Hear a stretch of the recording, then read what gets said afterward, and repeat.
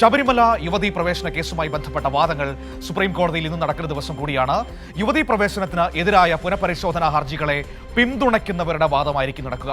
അതായത് യുവതീ പ്രവേശനത്തിന് എതിരായ പുനഃപരിശോധനാ ഹർജികളെ പിന്തുണയ്ക്കുന്നവരുടെ വാദമാണ് ഇന്ന് നടക്കുക. ഇന്നലെ സുപ്രീം കോടതി നിർണായക നിരീക്ഷണങ്ങൾ നടത്തിയിരുന്നു.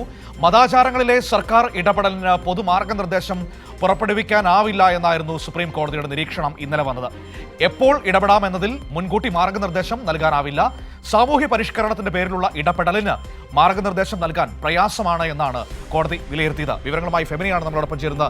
നോക്കാം എന്താണ് സുപ്രീം കോടതിയിലെ ഈ വാദത്തിന്റെ സമഗ്രമായ വിവരങ്ങൾ എന്ന് നമുക്ക് വിശദമായി തന്നെ പരിശോധിക്കേണ്ടതുണ്ട്. ഫെമിന ദില്ലിയിൽ നിന്ന് ഒരിക്കൽ കൂടി നമ്മളോടൊപ്പമുണ്ട്. ഫെമിന, ഇന്ന് യുവതീ പ്രവേശനത്തിന് എതിരായ ഹർജികളെ പിന്തുണയ്ക്കുന്നവരുടെ വാദമാണല്ലേ നടക്കുക?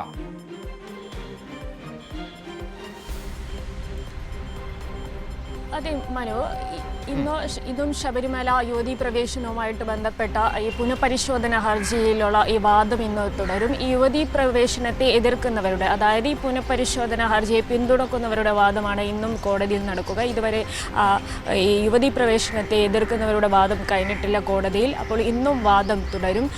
പ്രത്യേകിച്ച് ഇന്നലെ കോടതിയുടെ ഭാഗത്ത് നിന്ന് വലിയ പ്രധാനപ്പെട്ട നിർണായകമായിട്ടുള്ളൊരു നിരീക്ഷണമാണ് വന്നത്. ജസ്റ്റിസ് വി നാഗരത്ന പറഞ്ഞത്, ഈ സർക്കാരിന് മതാചാരങ്ങളിൽ എങ്ങനെ ഇടപെടണം, സർക്കാർ എങ്ങനെ ഇടപെടണം, എപ്പോൾ ഇടപെടണം എന്നതിൽ ഒരു പൊതുവായിട്ടുള്ളൊരു മാർഗനിർദ്ദേശം കൊടുക്കുന്നത് പ്രയാസകരമാണ് എന്നാണ് പറഞ്ഞത്. പ്രത്യേകിച്ച് ഈ സാമൂഹിക പരിഷ്കരണത്തിൻ്റെ പേരിൽ സർക്കാർ ഇടപെടലുകളെ നിയന്ത്രിക്കണം എന്നൊരു ആവശ്യം, ഒരു വാദം ഉയർന്നിരുന്നു. പക്ഷേ അതിനൊരു മാർഗനിർദ്ദേശം കൊടുക്കുന്നത് പ്രയാസകരമാണ് എന്നുള്ള ഒരു വാക്കാലുള്ള നിരീക്ഷണമാണ് ജസ്റ്റിസ് വി നാഗരത്നയുടെ ഭാഗത്ത് നിന്നുണ്ടായത്. കഴിഞ്ഞ ദിവസങ്ങളിൽ എന്നാൽ അതിൽ നിന്ന് വ്യത്യസ്തമായിക്കൊണ്ട് ഒരു വിശ്വാസി വിശ്വാസത്തിൻ്റെ യുക്തിയെ ചോദ്യം ചെയ്യില്ല.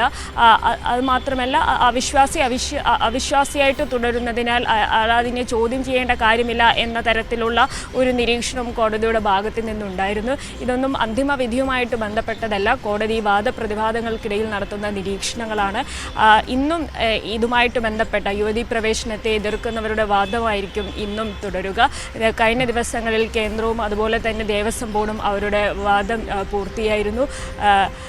ഇന്ന് സമയം ലഭിക്കുകയാണെങ്കിൽ സർക്കാരിൻ്റെ ഭാഗത്ത് നിന്നുള്ള ഒരു വാദമുണ്ടാകും.